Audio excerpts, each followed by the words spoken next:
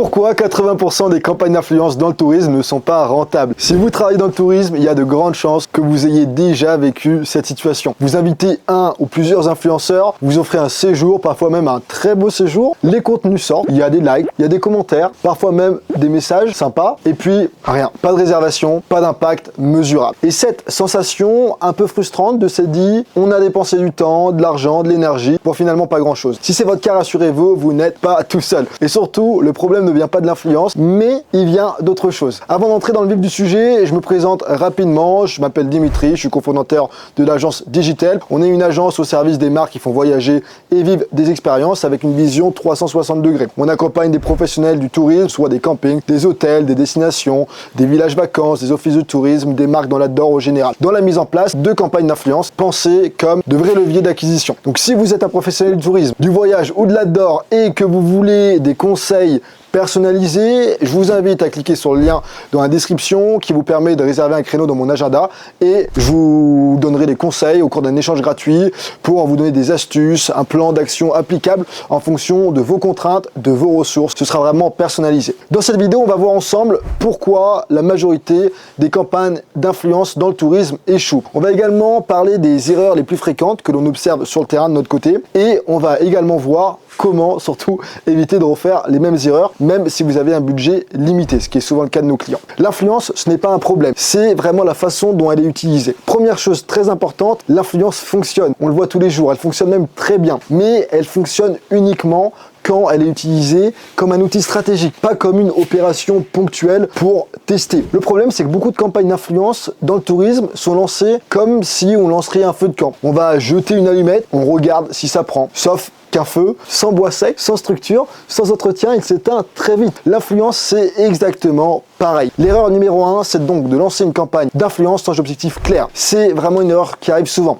Quand on demande à un professionnel du tourisme quel est l'objectif de votre campagne d'influence, la réponse, elle est souvent floue. Parfois, ça va être faire parler de nous. Parfois, ça va être gagner en visibilité, être plus présent sur les réseaux sociaux. Le problème, c'est que ce ne sont pas des objectifs marketing. Imaginez un hôtelier qui dirait « je veux faire de la publicité ». Ok, mais pourquoi faire? Remplir hors saison, lancer une nouvelle offre, attirer une clientèle différente. Bref, en influence, c'est exactement la même chose. Sans objectif précis, on ne peut ni construire la campagne, ni mesurer si elle a fonctionné. La deuxième erreur, c'est également de confondre visibilité et rentabilité. C'est très fréquent. Penser que la visibilité, c'est égal à la performance, c'est pas bon. Un post peut faire 100 000 vues et générer 0 réservation. À l'inverse, une story vue par 3000 personnes, très qualifiée, peut déclencher plusieurs ventes. En tourisme, si vous avez un objectif seul de ROI, la visibilité seule ne paye pas les charges. Ce qui paye, ce sont les réservations, les demandes de devis, les séjours qui sont réellement vendus. L'influence, ça n'est pas une fin en soi, c'est un déclencheur. Si derrière, il n'y a rien pour capter, rien pour rassurer et convertir, alors la visibilité va s'évaporer. La troisième erreur, c'est de choisir les créateurs comme on choisirait une affiche publicitaire. Je vous donne un exemple. Si vous choisissez les créateurs uniquement sur le nombre d'abonnés, c'est un réflexe très humain, on va se dire, plus il a d'abonnés, plus ça va marcher. En tourisme, ce qui fait la différence, ce n'est pas la taille de la communauté, c'est principalement la pertinence. Est-ce que les abonnés voyagent vraiment? Est-ce qu'ils ont les moyens de réserver dans votre établissement ou sur votre territoire? Est-ce qu'ils se projettent dans votre type d'hébergement? Un créateur ultra connu mais hors cible, c'est comme, je sais pas, distribuer des flyers de camping à la sortie d'un salon B2B industriel. Beaucoup de bruit, zéro impact. La quatrième erreur, c'est de croire que le séjour offert suffit. Ça, c'est une erreur qui est très répandue. Pensez que le simple fait d'inviter un influenceur suffit à créer de la performance. Pendant longtemps, ça a un peu fonctionné. Aujourd'hui, c'est beaucoup moins le cas. Les audiences sont beaucoup plus exigeantes. Elles veulent du vécu, elles veulent de l'authenticité et surtout, elles veulent de la projection. Si l'influenceur vit exactement la même chose que tous les autres clients, sans scénario, sans angle, sans histoire, le contenu devient interchangeable. Pour bien comprendre, imaginez l'influence comme une vitrine. Une belle vitrine, ça attire l'œil. Mais si derrière, la porte est fermée, si le magasin il est mal organisé ou si le vendeur il est absent, eh bien, vous vous en doutez, personne n'entre. Beaucoup de campagnes d'influence dans le tourisme ont une vitrine,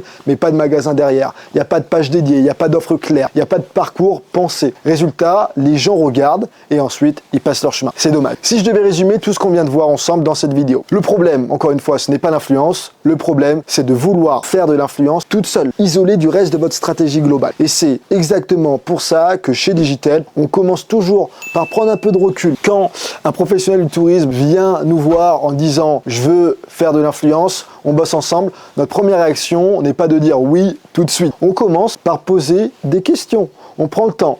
Où en est votre activité aujourd'hui? Quelle est votre saisonnalité? Quels sont vos canaux actuels? Qu'est-ce qui fonctionne déjà chez vous? Qu'est-ce qui n'a pas fonctionné? Parce que l'influence, c'est pas toujours une fin en soi, comme j'ai dit. Parfois, l'influence, c'est surtout un outil de création de contenu pour enrichir votre banque d'images et de vidéos. Parfois, c'est un excellent levier pour nourrir des campagnes de retargeting en ad, avec des contenus beaucoup plus crédibles que des visuels publicitaires classiques. Parfois, encore, l'influence sert à renforcer votre autorité de marque. Et cette autorité, elle a des effets bien au-delà des réseaux sociaux. Une marque aujourd'hui citée par des créateurs crédibles, une marque mentionnée dans des contenus qualitatifs, une marque associée à une vraie expertise ou à une expérience reconnue, c'est une marque qui gagne en crédibilité globale. Et aujourd'hui, cette crédibilité joue aussi un rôle dans la façon dont les moteurs de recherche et les moteurs d'intelligence artificielle vous perçoivent. Plus votre marque est légitime, citée, recommandée, plus elle a des chances d'être mise en avant, reprise et citée par les LLM. C'est ce qu'on appelle notamment le travail sur l'autorité, le EEAT, et plus largement sur votre visibilité dans les moteurs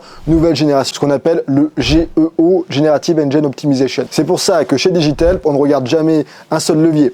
On travaille avec plusieurs pôles dans notre groupe qui sont complémentaires. Le pôle influence, bien entendu, mais également le pôle ads, le pôle contenu, le pôle SEO et GEO. Aujourd'hui, la visibilité sur les moteurs IA, qu'on appelle le GEO, c'est hyper important. En bref, l'objectif, c'est jamais de faire que de l'influence. L'objectif, c'est de construire une stratégie qui soit cohérente, réaliste et adaptée à vos moyens et à votre contexte. Et c'est exactement ce qu'on fait lorsqu'on a des échanges un peu plus individuels, personnalisés avec certains d'entre vous. Puisque lorsque vous réservez un échange avec nous, c'est gratuit, mais ça nous permet vraiment de rentrer dans des détails. On vous pose des questions beaucoup plus personnalisées, ce qui nous permet d'être cohérent dans nos conseils qu'on va vous donner. On va vous partager des astuces concrètes, applicables et, si vous le voulez, un plan d'action qui soit réaliste. Parfois, l'influence est centrale, parfois elle est secondaire, mais dans tous les cas, elle s'intègre dans une vision qui est globale. Donc si jamais vous souhaitez réserver un créneau, le lien est juste en dessous. Dans les prochaines vidéos, on va rentrer dans le détail un peu plus concrètement. On va voir comment définir les bons objectifs business pour votre campagne, comment choisir les bons créateurs et surtout comment construire des campagnes d'influence qui s'intègrent intelligemment dans une stratégie digitale globale. Vous avez compris depuis le début de la vidéo.